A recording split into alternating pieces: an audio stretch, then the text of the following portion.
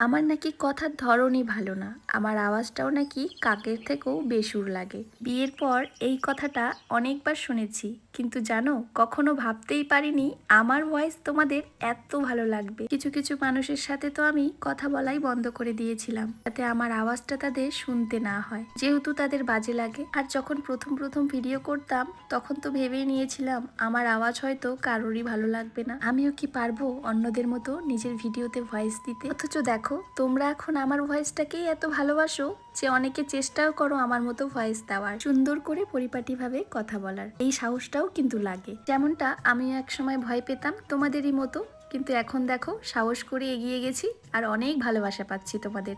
তোমরা যে আমার ভয়েসটাকে এত ভালোবাসবে আমি কিন্তু কখনো ভাবিনি। তোমরা অনেকেই বলো আমি কিসে ভয়েসটা দিই, আমি কিন্তু আমার ফোন দিয়েই ভয়েস দিই, কোনো রকম মাইক ইউজ করি না।